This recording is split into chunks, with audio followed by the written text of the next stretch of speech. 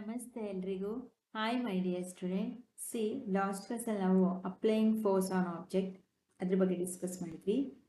Next, in every day life we come across many situations where a force is applied. For example, opening a drawer, stretching a rubber band, a fielder stopping a ball, kicking a football, applying brakes on a cycle, rolling a chapati, or turning the steering handle of an auto rickshaw. ನಾವು ಪ್ರತಿದಿನ ಕೆಲವೊಂದು ಸಂದರ್ಭಗಳಲ್ಲಿ ಬಲಕ್ಕೆ ಒಳಗಾಗ್ತಿರ್ತೀವಿ. ಬಲವು ನಮ್ಮ ಮೇಲೆ ಉಂಟಾಗ್ತಿರುತ್ತೆ. ಯಾವುದ್ಯಾವುದಪ್ಪ ಅಂದರೆ, example opening A drawer, ಒಂದು ಟೇಬಲ್ ಡ್ರಾಯರ್ನ ಎಳೆಯುವಂಥದ್ದು, ಅಲ್ಲಿ ಬಲ ಉಂಟಾಗುತ್ತೆ. ಸ್ಟ್ರೆಚಿಂಗ್ ರಬ್ಬರನ್ನು ಎಳೆಯುವಂಥದ್ದು, ಇಲ್ಲಿ ಕೊಟ್ಟಿದ್ದಾನೆ, ಈ ಡ್ರಾಯರ್ ಎಳೆಯೋದು, ರಬ್ಬರ್ನ ಎಳೆಯೋದು. ಫೀಲ್ಡಲ್ಲಿ ಬಾಲನ್ನು ತಡೆಯುವಂಥದ್ದು, ಕೀಪರ್. ಹಾಗೆ fielder stopping a ball, fielder ನಿಂತಿರ್ತಕ್ಕಂತಹ ವ್ಯಕ್ತಿ ಬಾಲನ್ನು ತಡೆಯುವಂಥದ್ದು. ಕಿಕ್ಕಿಂಗ್ ಎ ಫುಟ್ಬಾಲ್, ಕಾಲಲ್ಲಿ ಬಾಲನ್ನು ಒದೆಯೋದು, ಫುಟ್ಬಾಲ್ ಆಡ್ಬೇಕಾದ್ರೆ. ಅಪ್ಲೈಯಿಂಗ್ ಬ್ರೇಕ್ಸ್ ಆನ್ ಮೂವಿಂಗ್ ಸೈಕಲಲ್ಲಿ ಹೋಗ್ತಿರ್ಬೇಕಾದ್ರೆ ಬ್ರೇಕ್ನ ಹಾಕುವಂಥದ್ದು. ಆಮೇಲೆ ರೋಲಿಂಗ್ ಚಪಾತಿಯನ್ನು ಒತ್ತುವಂಥದ್ದು, ಅಲ್ಲೂ ಬಲ ಪ್ರಯೋಗ ಆಗುತ್ತೆ. Turning off handle of auto ರಿಕ್ಷಾವನ್ನು ಓಡಿಸ್ಬೇಕಾದ್ರೆ ಅದರ ಹ್ಯಾಂಡಲ್ಸ್ ಇರುತ್ತಲ್ಲ, ಆ ಹ್ಯಾಂಡಲನ್ನು ನಾವು ಆ ಕಡೆ ಈ ಕಡೆ ಆಡಿಸುವಂಥದ್ದು. What effect can the applications of a force have on object? ಹಾಗಾದರೆ ಈ ರೀತಿಯ ಎಲ್ಲ ಈ ಬಲಗಳು ಯಾವ ರೀತಿ ಒಂದು ಲಕ್ಷಣಗಳನ್ನು ಆ ವಸ್ತುಗಳ ಮೇಲೆ ಹೊಂದಿರುತ್ತೆ? ಯಾವುದು? The force applied on an object may be, ಯಾವುದಾದ್ರೂ ಒಂದು ವಸ್ತುವಿನ ಮೇಲೆ ಬಲ ಪ್ರಯೋಗವಾದಾಗ ಏನೇನೆಲ್ಲ ಬದಲಾವಣೆ ಆಗುತ್ತೆ, ಯಾವ ರೀತಿಯ ಲಕ್ಷಣಗಳು? Make on object move from rest, ಒಂದು ವಸ್ತುವಿನ ಮೇಲೆ ಬಲ ಪ್ರಯೋಗವಾದಾಗ ಅದು ರೆಸ್ಟಲ್ಲಿ ಇರ್ತಲ್ಲ, ಒಂದು ಯಾವುದೇ ಚಲನೆಯಲ್ಲಿ ಇಲ್ಲದೇ ಇರ್ತಕ್ಕಂಥ ವಸ್ತು ಚಲನೆಯನ್ನು ಹೊಂದಬಹುದು, ಚಲಿಸಲ್ಪಡಬಹುದು.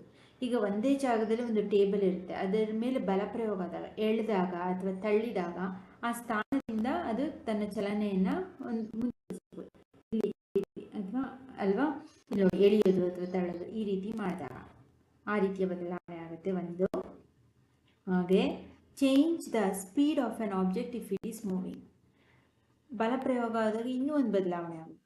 ಯಾವುದೇ ಒಂದು ಚಲನೆಯಲ್ಲಿರ್ತಕ್ಕಂಥ ವಸ್ತು ತನ್ನ ವೇಗವನ್ನು ಬದಲಾಯಿಸ್ಕೊಳ್ಬೋದು. ತನ್ನ ವೇಗದಲ್ಲಿ ಹೆಚ್ಚು ಆಗ್ಬೋದು, ಕಡಿಮೆನೂ ಆಗ್ಬೋದು. ಬಲ ಪ್ರಯೋಗ, ಬ್ರೇಕ್ ಹಾಕಿದಾಗ ಕಡಿಮೆ ಆಗುತ್ತೆ, ಎಕ್ಸಲೇಟರ್ ಜಾಸ್ತಿ ಕೊಟ್ಟಾಗ ಜಾಸ್ತಿನೂ ಆಗ್ಬೋದು. ವೇಗದಲ್ಲಿ ಬದಲಾವಣೆ ಆಗುತ್ತೆ.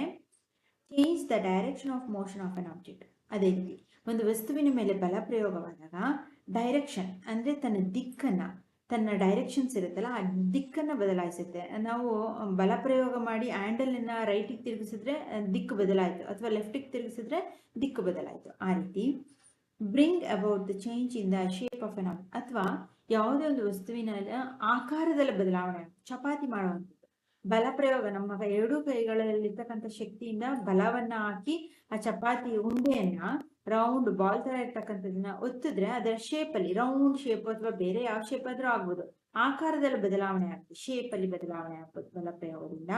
ಕಾಸ್ some are all of these effects, ಈ ಎಲ್ಲಾ ಬದಲಾವಣೆಗಳು ನಡೆಯುವಂತ ಸಾಧ್ಯತೆ ಇರುತ್ತೆ. ಯಾವುದರಿಂದ? The force apply on object, ಯಾವುದೇ ಒಂದು ವಸ್ತುವಿನ ಮೇಲೆ ಬಲ ಪ್ರಯೋಗವಾದಾಗ ಎಲ್ಲಾ ಲಕ್ಷಣಗಳು ಕಂಡುಬರುತ್ತೆ. Does this mean that whenever there is a change in speed or direction or change in shape, or a force is action on the objects? ಯಾವುದೇ ಒಂದು ವಸ್ತುವಿನ ಮೇಲೆ ಬಲ ಪ್ರಯೋಗವಾದಾಗ ತನ್ನ ದಿಕ್ಕನ್ನು ಬದಲಾಯಿಸ್ಕೊಳ್ಳುವಂಥದ್ದು, ವೇಗವನ್ನು ಬದಲಾಯಿಸ್ಕೊಳ್ಳುವಂಥದ್ದು, ತನ್ನ ಆಕಾರವನ್ನು ಬದಲಾಯಿಸ್ಕೊಳ್ಳುವಂಥದ್ದು ನಡೆಯುತ್ತಾ? ಇವೆಲ್ಲವೂ ನಡೆಯುತ್ತದೆಯೇ? ಎಸ್, ಹೌದು. None of these take place without the action of force, ಈ ಎಲ್ಲ ಬದಲಾವಣೆಗಳು ಖಂಡಿತವಾಗಲೂ ನಡೆಯುತ್ತೆ ಯಾವಾಗ ಅದರ ಮೇಲೆ ಬಲ ಪ್ರಯೋಗ ಆಗದ ಹೊರತು ಇವೆಲ್ಲ ಇಲ್ಲಿ ಕೊಟ್ಟಿರ್ತಕ್ಕಂಥದ್ದು ಯಾವುದು ನಡೆಯಲ್ಲ. ಬಲ ಪ್ರಯೋಗವಾದರೆ ಮಾತ್ರ ನಡೆಯುತ್ತೆ, ಫೋರ್ಸ್ ಅಪ್ಲೈ ಆದರೆ ಮಾತ್ರ ಎಲ್ಲ ಚೇಂಜಸ್ಸು ಉಂಟಾಗುತ್ತೆ. ನೆಕ್ಸ್ಟ್ ಸ್ಟೆಪ್ ಫಾರ್ದರ್, ಒಂದು ಹೆಜ್ಜೆ ಮುಂದಕ್ಕೆ. Suppose on object is at rest, ಒಂದು ವೇಳೆ ಯಾವುದಾದ್ರೂ ಒಂದು ವಸ್ತು ರೆಸ್ಟಲ್ಲಿ ವಿಶ್ರಾಂತ ಸ್ಥಿತಿಯಲ್ಲಿ ಇದೆ ಅನ್ಕೊಳ್ಳಿ, does it mean that no force is acting on this object? ಏನೂ ಅಳ್ಳಾಡ್ತಾ ಇಲ್ಲ, ಮೂವಿಂಗ್ ಆಗ್ತಾ ಇಲ್ಲ, ವಿಶ್ರಾಂತ ಸ್ಥಿತಿಲಿದೆ ಅಂತ ಅಂದರೆ ಆ ವಸ್ತುವಿನ ಮೇಲೆ ಯಾವುದೇ ರೀತಿಯ ಬಲ ಪ್ರಯೋಗ ಆಗಿಲ್ಲ ಅಂತ ಅರ್ಥನಾ ಅಂತ ಕೇಳ್ತಿದ್ದಾರೆ. It means that the force acting on the object are balancing one another. ಅದ್ರ ಮೇಲೆ ಯಾವುದೇ ರೀತಿ ಬಲ ಇಲ್ಲ ಅಂತ ಅಲ್ಲ, ಆ ವಸ್ತುವಿನ ಮೇಲೆ ಬ್ಯಾಲೆನ್ಸಿಂಗ್ ಒಂದು ಇನ್ನೊಂದನ್ನು ಸಂತುಲಿತಗೊಳಿಸ್ತಿದೆ, ಸಮತೋಲನವನ್ನು ಉಂಟು ಮಾಡ್ತಿದೆ. ಬಲವು ಆ ವಸ್ತು ಮತ್ತೆ ಅದ್ರ ಮೇಲೆ ಆಗ್ತಿರ್ತಕ್ಕಂಥ ಬಲವನ್ನು ಬ್ಯಾಲೆನ್ಸಿಂಗ್ ಮಾಡ್ತಿದೆ, ಒಂದನ್ನೊಂದು ಸಂತುಲಿತಗೊಳಿಸ್ತಿದೆ, ಸಮತೋಲನವನ್ನು ಉಂಟು ಮಾಡ್ತಿದೆ ಅಂತ ಅರ್ಥ. You will learn about balanced force in higher grade. ಸಮತೋಲನ ಬ್ಯಾಲೆನ್ಸ್ಡ್ ಫೋರ್ಸ್ ಬಗ್ಗೆ ಇನ್ನು ಮುಂದಿನ ತರಗತಿಯಲ್ಲಿ ಕಲ್ತ್ಕೊಳ್ತೀರಾ. ಸಂತುಲನ ಬಲದ ಬಗ್ಗೆ ಮುಂದಿನ ತರಗತಿಯಲ್ಲಿ ಹೆಚ್ಚಿಗೆ ತಿಳಿಸ್ಕೊಳ್ಳಲಾಗುತ್ತೆ ನೀವು. ಸಿ ನೆಕ್ಸ್ಟ್ 5.3 ನೋಡಿ. Are forces and interaction between 2 or more objects. ಅಂದರೆ ಬಲ ಪ್ರಯೋಗ ಕೇವಲ ಒಂದು ವಸ್ತುಗಾಗುತ್ತಾ ಅಥವಾ ಒಂದಕ್ಕಿಂತ ಹೆಚ್ಚು ವಸ್ತುಗಳ ಮೇಲೂ ನಡೆಯಬಹುದಾ? ಅವುಗಳ ಎರಡು ಅಥವಾ ಎರಡಕ್ಕಿಂತ ಹೆಚ್ಚು ವಸ್ತುಗಳ ನಡುವೆ ಬಲ ಉಂಟಾಗುತ್ತಾ ಅಂತ ಪ್ರಶ್ನೆಯನ್ನು ಕೇಳ್ತಿದ್ದೇನೆ. ಸಿ, when you push a table, your hand is one object applying force on another object in table. ಇಲ್ಲಿ ಒಂದು ಟೇಬಲ್ ಇದೆ ಅಲ್ವಾ, ನಿಮ್ಮ ಹ್ಯಾಂಡ್, ನಿಮ್ಮ ಕೈ ಅಲ್ವಾ, ಕೈ, ಇವೆರಡರ ನಡುವೆ ನಡೀತಕ್ಕಂತಹ ಬಲ ಪ್ರಯೋಗ. ನೀವು ಇದನ್ನ ಕೈಯಿಂದ ಈ ಟೇಬಲನ್ನು ಎಳಿತೀರಾ ಅಥವಾ ತಳ್ತೀರಾ. ಇಲ್ಲಿ ಏನಾಯ್ತು, ನೀವು ನಿಮ್ಮ ಕೈಗಳ ಮೂಲಕ ನಿಮ್ಮ ಬಲವನ್ನು ಈ ಟೇಬಲ್ ಮೇಲೆ ಹಾಕಿದ್ರಿ. ಅಂದರೆ the hand is one object. Hand ಅನ್ನೋದು ಇಲ್ಲಿ ಇದು ಒಂದು ಆಬ್ಜೆಕ್ಟ್, ಇದು ಒಂದು ವಸ್ತುವಿನ, ಇದು ಒಂದು ವಸ್ತು, ಟೇಬಲ್ ಒಂದು ವಸ್ತು, 2 ಆಬ್ಜೆಕ್ಟ್ಸ್ ಆಯ್ತಲ್ಲ ಅಲ್ಲೇನೆ ಅಲ್ವಾ. ಅಂದರೆ hand is one object applying on force on another object. ಒಂದು ವಸ್ತುವು ಇನ್ನೊಂದು ವಸ್ತುವಿನ ಮೇಲೆ ಬಲ ಪ್ರಯೋಗ ಮಾಡ್ತಿರ್ತಕ್ಕಂಥದ್ದು. Here we say that your hand and the table are 2 objects interacting with each other. ಇಲ್ಲಿ ಏನನ್ನ ತಿಳ್ಕೊಳ್ಬೋದು, ಇಲ್ಲಿ ಹ್ಯಾಂಡು ಮತ್ತೆ ಟೇಬಲ್ ಇವೆರಡೂ ಸಹ ಎರಡು ವಸ್ತುಗಳಾಗೋದ್ರಿಂದ ಒಂದಕ್ಕೊಂದು, ಒಂದು ವಸ್ತು ಇನ್ನೊಂದು ವಸ್ತುವಿನ ಮೇಲೆ ಬಲ ಪ್ರಯೋಗವನ್ನು ಉಂಟು ಮಾಡ್ತಿದೆ ಅಂತೇಳಿ ಅರ್ಥ ಆಗುತ್ತೆ. Think of all the actions listed in table 5.1. How many objects are involved in each of the actions? Do you notice the force results only when 2 objects are interacting in some way or the other? ಅಂದರೆ table 5.1 ನಾವು already discuss ಮಾಡಿದ್ದೀವಲ್ಲ, ಅದರಲ್ಲಿ already ಕೊಟ್ಟಿದ್ದಾರೆ many objects, ತುಂಬ ವಸ್ತುಗಳು ಯಾವ ರೀತಿ ಒಂದಕ್ಕೊಂದು ಪರಸ್ಪರ ತನ್ನ ಪ್ರತಿಕ್ರಿಯೆಗಳನ್ನ ಉಂಟು ಮಾಡುತ್ತೆ ಅಂತ ಅದನ್ನು ನೀವು ಗುರುತಿಸ್ಬೇಕು. ಹಾಗೆ ಫೋರ್ಸ್, ಅದರಿಂದ ಬಲದಿಂದ ಎರಡು ವಸ್ತುಗಳ ನಡುವೆ ಬಲ ಉಂಟಾದಾಗ ಅದರಿಂದ ಬರ್ತಕ್ಕಂತಹ ಪ್ರತಿಕ್ರಿಯೆಯಾಗಿರುತ್ತೆ, ಅದನ್ನು ಯಾವ ರೀತಿ ನಾವು ಗುರುತಿಸ್ಬೋದು ಅಂತೇಳಿ ತಿಳಿಸ್ಬೇಕು. ಅದಕ್ಕೆ ಒಂದು ಎಕ್ಸಾಂಪಲ್ನ ಕೊಟ್ಟಿದ್ದಾರೆ. Examples, we can infer that at least 2 objects must interact for a force to come into play. ಕನಿಷ್ಠ 2 ವಸ್ತುಗಳ ನಡುವೆ ಬಲ ಪ್ರಯೋಗ ಆದಾಗ ಯಾವ ರೀತಿಯ ಒಂದು ರಿಸಲ್ಟ್ ಬರುತ್ತೆ ಅನ್ನೋದನ್ನ ನೋಡೋಣ.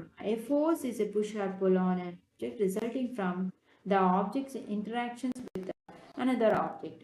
ಯಾವುದೇ ಒಂದು ವಸ್ತುವಿನ ನಡುವೆ ಎಳೆಯುವುದು ಅಥವಾ ತಳ್ಳುವುದು ಎಂಬ ರೀತಿಯ ಒಂದು ಬಲ ಉಂಟಾದಾಗ ಅದರ ಪ್ರತಿಕ್ರಿಯೆ ಏನಾಗಿರುತ್ತೆ, ಒಂದರ ನಡುವೆ ಇನ್ನೊಂದರ ಬಲ ಪ್ರಯೋಗವಾಗಿದೆ ಎಂಬುದು ಆಗಿರುತ್ತೆ. ಅಂದರೆ ಒಂದರ ಮೇಲೆ ಇನ್ನೊಂದರ ಬಲ ಪ್ರಯೋಗ ಎರಡರ ನಡುವೆನೇ ಉಂಟಾಗಿರುತ್ತೆ, ಎರಡು ವಸ್ತುಗಳ ನಡುವೆ. ಅರ್ಥ ಆಯ್ತಾ? The SI unit of force is Newton. ಬಲದ ಅಂತಾರಾಷ್ಟ್ರೀಯ ಏಕಮಾನ SI ಯೂನಿಟ್ ಏನು, ನ್ಯೂಟನ್ ಆಗಿರುತ್ತೆ. Return with A small N. ಇದನ್ನು ಯಾವ ರೀತಿ ಸ್ಮಾಲ್ ಎನ್ ಅಲ್ಲಿ ಬರೀತಾರೆ, and it's the symbol is capital N. ಬಲದ ಅಂತಾರಾಷ್ಟ್ರೀಯ ಏಕಮಾನ ಏನು, ನ್ಯೂಟನ್ ಆಗಿದ್ದು ಇದನ್ನು ನಾವು ಬರೆಯುವಂಥದ್ದು ಸ್ಮಾಲ್ ಎನ್ ಅಲ್ಲಿ ಬರೀತಾರೆ, ಅದರ ಸಂಕೇತ ಎನ್. ಇನ್ನೊಂದು ಸ್ಟೆಪ್ ನೋಡಿ, step forward. When you pushed the table with your hand. ನೀವು ನಿಮ್ಮ ಕೈಗಳಿಂದ ಒಂದು ಟೇಬಲನ್ನು ತಳ್ಳಿದಾಗ ಅಥವಾ ಎಳೆದಾಗ, did you feel a force on your hand too ನಿಮ್ಮ ಕೈಗಳಿಗೂ ಬಲದ ಅನುಭವ ಆಗುತ್ತಾ? ತಳ್ತಿರ್ಬೇಕಾದ್ರೆ ನಿಮ್ಮ ಕೈಗೂ ಒತ್ತದಾಗ ಆಗುತ್ತೆ ತಾನೆ? ಆಗುತ್ತೆ ಅಲ್ವಾ? ನಿಮ್ಮ ಕೈಗಳಲ್ಲೂ ಬಲದ ಪರಿಣಾಮ ಉಂಟಾಗ್ತಿದ್ಯಾ ಅಂತ ಕೇಳ್ತಿದ್ದಾರೆ. The moment you stop pushing the force on your hand disappear. ಅದೇ ರೀತಿ ನೀವು ಆ ಟೇಬಲನ್ನು ಒತ್ತಿ ಬಲವನ್ನು ಉಂಟು ಮಾಡಿ ತಳ್ಳೋದನ್ನ ನಿಲ್ಲಿಸಿದಾಗ ನಿಮ್ಮ ಕೈಗಳಲ್ಲಿ ಆ ರೀತಿಯ ಬಲ ಇಲ್ಲದೆ ಇರೋದು, ಡಿಸಪಿಯರ್ ಆಗೋದು, ಹೊರಟೋಗಿರೋದು, ಅಥವಾ ಬಲದ ಒತ್ತಡ, ಆ ಬಲ ಇಲ್ಲದೆ ಇರೋದು ಸಹ ಗೊತ್ತಾಗುತ್ತಾ? ಡಿಸಪಿಯರ್ಡ್ ಆಗಿರೋದು. Whenever two objects interact, each objects experiences a force from the other. ಯಾವಾಗ ನಾವು ಎರಡು ವಸ್ತುಗಳ ನಡುವೆ ಬಲದ ಒಂದು ಪ್ರತಿಕ್ರಿಯೆಯ ಅನುಭವವನ್ನು ಪಡ್ಕೊಳ್ತೀವೋ ಆವಾಗ ಏನಾಗುತ್ತೆ? ಒಂದು ವಸ್ತುವಿನ ಮೇಲೆ ಬಲ ಉಂಟಾಗಿದೆ ಎಂಬುದು ತಿಳಿಯುತ್ತದೆ. ಆಯ್ತಾ? as soon as the interaction cases the two objects no longer experience the forces. ಯಾವುದೇ ಒಂದು ಎರಡು ವಸ್ತುಗಳ ನಡುವೆ ದೀರ್ಘವಾದಂತಹ ಬಲದ ಪ್ರಯೋಗ ಉಂಟಾಗಲು ಸಾಧ್ಯವಿಲ್ಲ. ಅಂದರೆ ಇಂಟ್ರಾಕ್ಷನ್, ಅದರ ಒಂದು ಪ್ರತಿಕ್ರಿಯೆ ತುಂಬ ಸಮಯ ಇರೋದಿಲ್ಲ, ಸ್ವಲ್ಪ ಸಮಯ ಮಾತ್ರ. ನಾವು ಒತ್ಕೊಂಡು ಹಾಗೆ ಅದನ್ನು ತಳ್ತಾನೇ ಇರೋಕ್ಕಾಗುತ್ತಾ? ಅಥವಾ ಅದು ನಾವು ನಮ್ಮ ಬಲವನ್ನು ಯಾವಾಗಲೂ ಅದ್ರ ಮೇಲೆ ಉಂಟು ಮಾಡೋದಕ್ಕೆ ಆಗೋದಿಲ್ಲ. ಆಸ್ ಲಾಂಗರ್ ಎಕ್ಸ್ಪೀರಿಯನ್ಸ್ ಇರಲ್ಲ. ನೆಕ್ಸ್ಟ್ 5.4 ನೋಡಿ. What are the different types of forces? ಯಾವ್ದ್ಯಾವುದು ವಿವಿಧ ರೀತಿಯ ಬೇರೆ ಬೇರೆ ರೀತಿಯಾದಂತಹ ವಿವಿಧ ಬಲದ ವಿಧಗಳು ಯಾವುದು? ಬಲದಲ್ಲಿ ಯಾವ್ಯಾವ ರೀತಿಯ ವಿಧಗಳಿದೆ? ಫಸ್ಟ್ ಒನ್ 5.4.1 ನೋಡಿ. Contact forces. ಕಾಂಟ್ಯಾಕ್ಟ್ ಅಂದ್ರೆ ಸಂಪರ್ಕ ಬಲ ಅಂತೇಳಿ ಕರೀತಾರೆ. ಕಾಂಟ್ಯಾಕ್ಟ್ ಫೋರ್ಸಸ್ ಯಾವ್ದಾದ್ರು ಅಂತ. In many situations we find that to apply a force on an object physical contact is necessary between our body and the object. ನಾವು ಎಷ್ಟೋ ಒಂದು ಸಂದರ್ಭಗಳಲ್ಲಿ ಯಾವುದೇ ಒಂದು ವಸ್ತುವಿನ ಮೇಲೆ ಬಲ ಪ್ರಯೋಗ ಮಾಡಬೇಕು ಅಂತ ಆದಾಗ ನಮ್ಮ ಭೌತಿಕ ಸಂಪರ್ಕ ತುಂಬ ಮುಖ್ಯವಾಗುತ್ತೆ. ಈಗ ನೀವು ಒಂದು ಟೇಬಲ್ನ ತಳ್ಳಬೇಕು ಅಥವಾ ಒಂದು ಡ್ರಾಯರ್ನ ಎಳಿಬೇಕು, ನಿಮ್ಮ ಕೈ ಅದು ಭೌತವಾದಂಥ ಫಿಸಿಕಲ್ ಕಾಂಟ್ಯಾಕ್ಟ್. ನಿಮ್ಮ ಕೈನ ಸಹಾಯ ಇಲ್ಲದೆ ಅದನ್ನ ಎಳೆಯೋದಕ್ಕೆ ತಳ್ಳೋದಕ್ಕಾಗುತ್ತಾ? ಅದಾಗೆ ಅದು ಡ್ರಾಯರ್ ಓಪನ್ ಆಗಬೇಕು ಅಥವಾ ಟೇಬಲ್ ಮುಂದಕ್ಕೆ ಹೋಗ್ಬೇಕು ಅಂದ್ರೆ ಆಗುತ್ತಾ? ನೋ. ನಿಮ್ಮ ಕೈ ಇದೆಯಲ್ಲ, ಇದೇ ಕಾಂಟ್ಯಾಕ್ಟ್. ಅದೇ ಅವೆರಡರ ನಡುವೆ ಒಂದು ಬ್ರಿಡ್ಜ್ ಯಾವುದು? ನಿಮ್ಮ ಕೈ. ಆ ವಸ್ತು ಬರಬೇಕು ಅಂದರೆ ಅಲ್ವಾ? ಹಾಗಾಗಿ ಇಲ್ಲಿ ಏನು ಫಿಸಿಕಲ್ ಕಾಂಟ್ಯಾಕ್ಟ್ ಅಂದರೆ ಅದೇನೆ. ಫಿಸಿಕಲ್ ಅಂದರೆ ನಮ್ಮ ಬಾಡಿ, ಅರ್ಥ ಆಯ್ತಾ? ಅದರ ಫಿಸಿಕಲ್ ಕಾಂಟ್ಯಾಕ್ಟ್ ಭೌತ ಸಂಪರ್ಕ ತುಂಬ ಇಂಪಾರ್ಟೆಂಟ್, ನೆಸೆಸರಿ ಆಗುತ್ತೆ. Between our body and the object, ಆ ವಸ್ತು ಮತ್ತು ನಮ್ಮ ದೇಹದ ನಡುವೆ ಒಂದು ಫಿಸಿಕಲ್ ಕಾಂಟ್ಯಾಕ್ಟ್ ಇರಬೇಕು. ಅರ್ಥ ಆಗ್ತಿದೆಯಾ? ಅವರ್ ಬಾಡಿ, ನಮ್ಮ ದೇಹದ. This contact can be direct such as using our hands or other body part. ಇದನ್ನೇ ಈ ಯಾವುದು ದಿಸ್ ಕಾಂಟ್ಯಾಕ್ಟ್, ಯಾವುದು ಆ ಕಾಂಟ್ಯಾಕ್ಟ್ ಅಂದರೆ ಸಂಪರ್ಕ ಅಂದರೆ ಕ್ಯಾನ್ ಬಿ ಡೈರೆಕ್ಟ್, ನೇರವಾಗಿರಬೇಕು. ನಮ್ಮ ಕೈಗಳು ಅಥವಾ ನಮ್ಮ ಕೈ ಇಲ್ಲೇ ಇರುತ್ತೆ, ಡ್ರಾಯರ್ ತಾನಾಗೆ ಓಪನ್ ಆಗಬೇಕು ಅಂದ್ರೆ ಆಗುತ್ತೆ. ಡೈರೆಕ್ಟ್ ಆಗಿ ನೇರವಾಗಿ ನಮ್ಮ ಕೈಗಳು ಸಂಪರ್ಕಕ್ಕೆ ಬರಬೇಕು. ಏನು ಅದನ್ನು ಮುಟ್ಟಬೇಕು, ಎಳಿಬೇಕು. ಯೂಸಿಂಗ್ ಅವರ್ ಹ್ಯಾಂಡ್, ನಮ್ಮ ಕೈಗಳ ಸಹಾಯದಿಂದ. ಆರ್ ಅದರ್ ಬಾಡಿ ಪಾರ್ಟ್ಸ್, ಅಥವಾ ನಿಮ್ಮ ಕೈಯಲ್ಲಿ ಎಳಿಯೋಕ್ಕಾಗಲ್ವಾ? ರೈಟ್ ಹ್ಯಾಂಡಲ್ಲಿ, ಲೆಫ್ಟ್ ಹ್ಯಾಂಡಲ್ಲಿ, ಅಥವಾ ಕೈಗಳು ಸರಿ ಇಲ್ವಾ? ಕಾಲಲ್ಲಿ ಎಳಿತೀಯಾ, ತಳ್ತೀಯಾ? ಕಾಲಲ್ಲಿ. ಅಥವಾ ನಿಮ್ಮ ದೇಹದ ಯಾವುದೇ ಒಂದು ಭಾಗ ಆಗಿರ್ಬೋದು. ಅರ್ಥ ಆಯ್ತಾ? Or indirect such as using a stick or rope. ಅಥವಾ ಇಂಡೈರೆಕ್ಟ್ ಅಥವಾ ನೇರ ಸಂಪರ್ಕ ಇಲ್ಲದವರೆ ಬೇರೆ ರೀತಿಯಲ್ಲಿ ಇಂಡೈರೆಕ್ಟ್ ಆಗಿ ಕೋಲಿಂದ ಎಳೆಯೋದು ಅಥವಾ ರೂಪ್ ದಾರದಿಂದ ಎಳೆಯುವಂಥದ್ದು. ಅದು ಟೇಬಲ್ಗೆ ಕಟ್ಟಿಬಿಟ್ಟು ದಾರದಲ್ಲಿ ಎಳಿತೀಯ, ನಿಮ್ಮ ಕೈಯಲ್ಲಿ ಡೈರೆಕ್ಟಾಗಿ ಎಳೆಯಲ್ಲ ನೀನು, ದಾರದ ಮೂಲಕನೋ ಅಥವಾ ಕೋಲು ಸ್ಟಿಕ್ ಮೂಲಕ ತಳ್ಳೋದು ಅಥವಾ ಎಳೆಯೋದು. ಈ ರೀತಿ ಇಂಡೈರೆಕ್ಟ್ ಕಾಂಟ್ಯಾಕ್ಟ್ ಆರು ಉಪಯೋಗಿಸ್ಕೊಳ್ಬೋದು. Force of this type which act only when there is physical contact between the objects are called contact force. ಈ ರೀತಿ ಬಲವನ್ನು ಪ್ರಯೋಗ ಮಾಡಬೇಕಾದ್ರೆ ಫಿಸಿಕಲ್ ಕಾಂಟ್ಯಾಕ್ಟನ್ನು ವಸ್ತುಗಳ ನಡುವೆ ಬರುವಂಥದ್ದೇನೆ, ಅಂದರೆ ವಸ್ತುವಿನ ನಡುವೆ ಉಂಟಾಗ್ತಕ್ಕಂತಹ ಈ ಭೌತ ಸಂಪರ್ಕವನ್ನೇ ನಾವು ಏನಂತ ಕರಿತೀವಿ? ಕಾಂಟ್ಯಾಕ್ಟ್ ಫೋರ್ಸ್, ಸಂಪರ್ಕ ಬಲ ಅಂತೇಳಿ ಕರಿತೀವಿ. ಅರ್ಥ ಆಯ್ತಾ? Force of this type which act only when, ಯಾವ ಥರ? act only when there is physical contact between the objects. ವಸ್ತುವಿನ ನಡುವೆ ಉಂಟಾಗ್ತಕ್ಕಂಥ ಸಂಪರ್ಕವನ್ನೇ ಭೌತ ಸಂಪರ್ಕವನ್ನೇ ನಾವು ಸಂಪರ್ಕ ಬಲ ಅನ್ನೋದಾಗಿ ನೀಡಲಾಗಿದೆ. ಇನ್ನೊಂದು ನೋಡೋಣ. Muscular contact, muscular force.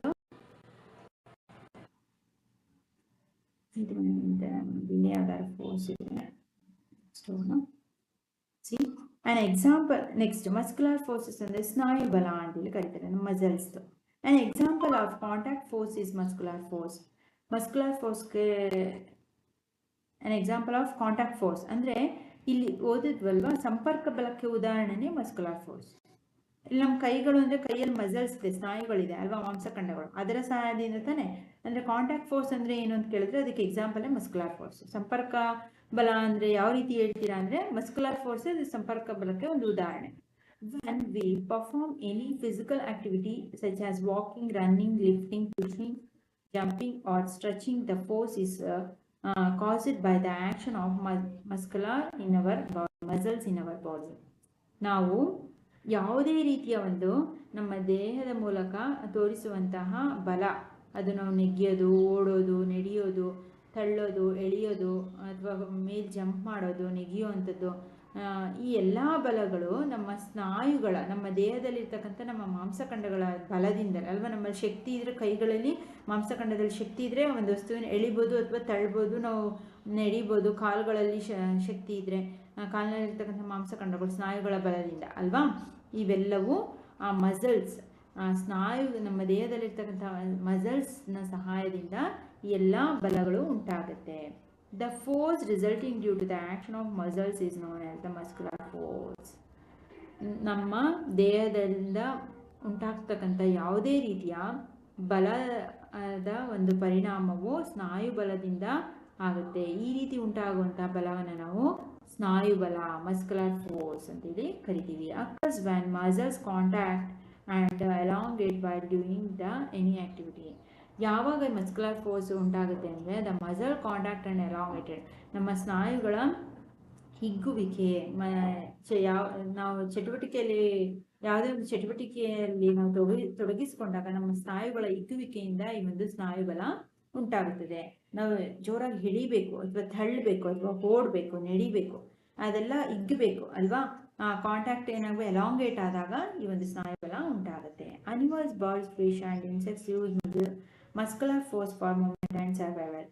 ಇದೇ ರೀತಿ ಇನ್ನು ನೋಡಿ, ಜಂಪ್ ಮಾಡಬೇಕು, ತನ್ನ ಬಾಡಿ ಇಲ್ಲಿರ್ತಕ್ಕಂಥ ಸ್ನಾಯು ಬಲದಿಂದನೇ ಇದು ಜಂಪ್ ಮಾಡಬೇಕು. ಮೀನುಗಳು ಈಜಬೇಕು, ಹಾವು ಹರಿಬೇಕು, ಇದು ತನ್ನ ಕಾಲುಗಳಿಲ್ಲ ಚೈತನ್ಯದಿಂದ ಮಸಲ್ಸಿಂದನೇ ಓಡಬೇಕು. ಜಿಂಕೆ, ಮಗು ನಡೆಯೋ ಅಂಥದ್ದು, ಬೆಗಾಲಿಡೋಕೆ, ಇದು ಓಡುವಂಥದ್ದು, ಬಾಯ್ಸ್ ಆಡುವಂಥದ್ದು, ಇವೆಲ್ಲವೂ ಸಹ ತಾವು ಬದುಕೋದಕ್ಕೆ ಯಾವ ಬಲವನ್ನು ಉಪಯೋಗಿಸ್ಕೊಳ್ಳುತ್ತೆ, use of muscular force by living beings. ಜೀವಿಗಳು ಬದುಕೋದಕ್ಕೆ ತನ್ನ ಸ್ನಾಯು ಬಲವನ್ನು ಉಪಯೋಗಿಸಿಕೊಂಡು ತಮ್ಮ ಜೀವನವನ್ನು ನಡೆಸುತ್ತವೆ. Human used the muscular force of some animals to carry out many task for long time.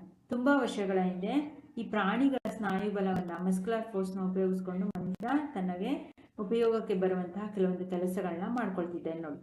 ಈ ಬ್ಲೋಕಾಟ್ಸ್ ಇವುಗಳನ್ನ ಉಪಯೋಗಿಸ್ಕೊಂಡು ಮನುಷ್ಯ ಅವುಗಳ ಸ್ನಾಯು ಬಲ, ಅವುಗಳು ಪಾಪ ನೇಗಿಲನ್ನ ಇಟ್ಕೊಂಡು ಅವನು ಹಿಡಿಯೋದ್ರ ಮೂಲಕ ಹೊಲ ಉಳೋದಕ್ಕೆ, ಈ ಹಾರ್ಸ್ನ ಅವುಗಳ ಸ್ನಾಯು ಬಲ, ಕಾಲಲ್ಲಿರ್ತಕ್ಕಂಥ ಶಕ್ತಿ ಮೂಲಕ ಅದು ಓಡೋದು, ಅದಕ್ಕೆ ಬಂಡಿಯನ್ನು ಕಟ್ಟಿ ಅದರಲ್ಲಿ ಕೂತ್ಕೊಂಡು ಮನುಷ್ಯ ಉಪಯೋಗಿಸ್ಕೊಳ್ತಿದ್ದ. Use of muscular force for animals to assist with human task. ತನ್ನ ಅವಶ್ಯಕತೆಗೆ ಪ್ರಾಣಿಗಳ ಸ್ನಾಯು ಬಲವನ್ನು ಉಪಯೋಗಿಸ್ಕೊಳ್ಳುವಂಥದ್ದು. Muscular force play an important role in many functions inside our body too. ಇದು ಕೇವಲ ಹೊರಗಡೆ ಮಾತ್ರ ಅಲ್ಲ, ಸ್ನಾಯು ಬಲ ಅನ್ನೋದು ನಮ್ಮ ದೇಹದ ಒಳಗೂ ತುಂಬ ಉಪಯೋಗಿಸಲಾಗುತ್ತೆ. ಹೇಗೆ ಅಂದರೆ this force helps us to chew food and push it through the alimentary canal during the process of digestion. ಹೊರಗಡೆ ಮಾತ್ರ ಅಲ್ಲ, ಈಗ ನಮ್ಮ ದೇಹದ ಒಳಗಡೆನೂ ಸ್ನಾಯು ಬಲದ ಉಪಯೋಗ ಇದೆ. ನಾವು ಆಹಾರವನ್ನು ಅಗಿಬೇಕು ಅಂದರೆ ಅಲ್ವಾ, ನಮ್ಮ ಬಾಯಿ ಒಳಗಡೆ ಇರ್ತಕ್ಕಂಥ ಮಸಲ್ಸ್ಗಳ ಸಹಾಯದಿಂದನೇ ಆಹಾರವನ್ನು ಅಗಿಯುವಂಥದ್ದು, ಅಥವಾ ಡೈಜೆಸ್ಟಿವ್ ಸಿಸ್ಟಮ್ ಅಲ್ಲಿ ಆಹಾರ ಮುಂದಕ್ಕೆ ಹೋಗ್ಬೇಕು ಅಂದ್ರೆ ಇಲ್ಲಿರ್ತಕ್ಕಂತಹ ಸಣ್ಣ ಕರಳು, ದೊಡ್ಡ ಕರಳುಗಳು ಪುಷ್ ಮಾಡಬೇಕು. ತಳ್ಳಲ್ಪಟ್ಟಾಗ ನಾವು ತಿನ್ನಂತ ಆಹಾರ ಹೋಗಿ ಸ್ಟೊಮಕ್ಗೆ ಡೈಜೆಷನ್ ಆಗುವಂಥದ್ದು. ಇದೆಲ್ಲವೂ ಮಸ್ಕ್ಯುಲರ್ ಫೋರ್ಸ್ ಇಂದ, ಸ್ನಾಯು ಬಲದಿಂದನೇ ನಡೆಯುವಂಥದ್ದು. ಇದು ನಮ್ಮ ದೇಹದ ಒಳಗೆ ಆಗ್ತಕ್ಕಂತಹ ಸ್ನಾಯು ಬಲ. ಆಯ್ತಾ? The expansion and contraction of our heart muscles allows the blood to circulate in our body. A process essential for survival. Important. Heart pump ಮಾಡುತ್ತೆ ನೋಡಿ ಅಲ್ವಾ, ನಮ್ಮ ಅದು ಬರೀ ಮಾಂಸದ ಮುದ್ದೆ ನಮ್ಮ ಹಾರ್ಟ್. ಇದು ಲಬ್ ಹಿಗ್ಗೋದು ಕುಗ್ಗೋದು, ಈ ಕಾಂಟ್ರಾಕ್ಟ್ ಮತ್ತೆ ರಿಲ್ಯಾಕ್ಸೇಷನ್ ಇಂದನೇ ನಮ್ಮ ಹೃದಯ ಬಡಿತ ಉಂಟಾಗೋದು. ಇದರಿಂದ ಬ್ಲಡ್ ಸರ್ಕ್ಯುಲೇಷನ್ ಆಗುತ್ತೆ, ರಕ್ತ ಸಂಚಲನ, ದೇಹದ ಎಲ್ಲ ಭಾಗಗಳು ರಕ್ತವನ್ನು ಪಂಪ್ ಮಾಡುತ್ತೆ ಅಲ್ವಾ. ಇದರಿಂದ ನಾವು ಉತ್ತಮವಾಗಿ ಆರೋಗ್ಯಕರವಾಗಿ ಬದುಕೋದಕ್ಕೆ ಎಲ್ಲ ಮಸ್ಕ್ಯುಲರ್ ಫೋರ್ಸ್ಗಳ ಅವಶ್ಯಕತೆ ನಮ್ಮ ದೇಹದ ಒಳಗಡೆ ನಡೆಯುತ್ತೆ. ಇದರಿಂದ ನಾವು ಎಸೆನ್ಷಿಯಲ್ ಆಗಿ ತುಂಬ ಸರ್ವೈವಲ್ ಆಗೋದಕ್ಕೆ, ನಾವು ಬದುಕುಳಿಯೋದಕ್ಕೆ ಈ ಒಂದು ಮಸ್ಕ್ಯುಲರ್ ಫೋರ್ಸ್ನ ಅಗತ್ಯ ತುಂಬ ಇದೆ. ಮಸ್ಕ್ಯುಲರ್ ಫೋರ್ಸ್ ಸ್ನಾಯುಬಲದಿಂದ ಹಾರ್ಟ್ ಕಾಂಟ್ರಾಕ್ಷೇಷನ್ ರಿಲ್ಯಾಕ್ಸೇಷನ್ ಆಗುತ್ತೆ, ಇದರಿಂದ ನಾವು ಉಳಿತೀವಿ ಅಲ್ವಾ. ಎಲ್ಲೂ ಸಹ ಯಾವ ರೀತಿ ಸ್ನಾಯುಬಲ ಇದೆ ಎಂಬುದನ್ನ ಇಲ್ಲಿ ತೋರಿಸ್ಕೊಟ್ಟಿದೆ, ಆಯ್ತಾ. ಓಕೆ ಮೈ ಡಿಯರ್ ಸ್ಟೂಡೆಂಟ್, ಇಷ್ಟರಲ್ಲಿ ನೆಕ್ಸ್ಟ್ ಕ್ಲಾಸ್ನಲ್ಲಿ ಫ್ರಿಕ್ಷನ್, ಘರ್ಷಣೆ, ಇದರಿಂದ ಕಂಟಿನ್ಯೂ ಮಾಡೋಣ. ಏನಾದ್ರು ಡೌಟ್ಸ್ ಇತ್ತಾಗಲ್ಲ ಕಮೆಂಟ್ ಮಾಡಿ, ಆದಷ್ಟು ನಿಮ್ಮ ಫ್ರೆಂಡ್ಸ್ಗಳಿಗೆ ಶೇರ್ ಮಾಡಿ. ನ್ಯೂ ಸಿಲೆಬಸ್ ಆಗಿದ್ದರಿಂದ ಅವ್ರಿಗೂ ಕನ್ನಡದಲ್ಲಿ ಎಕ್ಸ್ಪ್ಲನೇಷನ್ ಸಿಕ್ಕಿರಲ್ಲ, ಹಾಗಾಗಿ ಆದಷ್ಟು 2 or 3 ಟೈಮ್ ಆಡಿಯೋನ ಕೇಳಿ, ಆಯ್ತಾ. ನಾನು ಕೊಡ್ತಕ್ಕಂಥ ಹೋಮ್ವರ್ಕ್ ಕ್ವೆಶನ್ಸ್ಗೆ ನೀವೇ ಆನ್ಸರ್ ಮಾಡೋಕ್ಕೆ ಟ್ರೈ ಮಾಡಿ. ಅದನ್ನು ಆನ್ಸರ್ ಮಾಡಿ ಇಟ್ಕೊಂಡು ಸದ್ಯಕ್ಕೆ ಓದ್ಕೊಳ್ತಾ ಇರಿ. LB ನೋಟ್ಸ್ ಬಂದಮೇಲೆ ನೋಟ್ಸನ್ನು ಕೊಡ್ತೀನಿ. ಓಕೆ, ಇವತ್ತಿನ ಹೋಮ್ವರ್ಕ್ ಕ್ವೆಶನ್ಸ್ ನೋಡಿ. List the force applied on an object. List the what effects can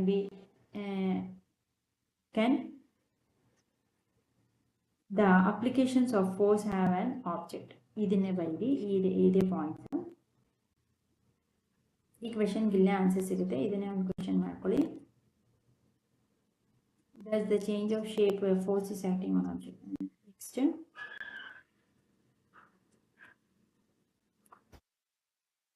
suppose an object is at rest, does it mean the force is acting on this object ಅಂತ. ಇದಕ್ಕೆ ಇಲ್ಲಿಂದನೇ answer ಸಿಗುತ್ತೆ.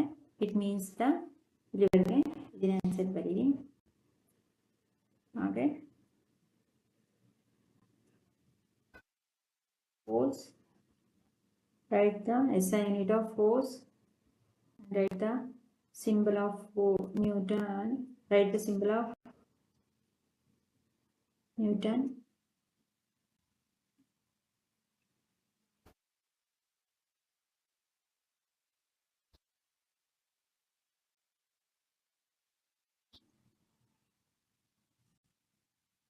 What are the different types of forces? What is contact force? Give 2 examples of contact force. What is muscular force? Give 4 examples of muscular force.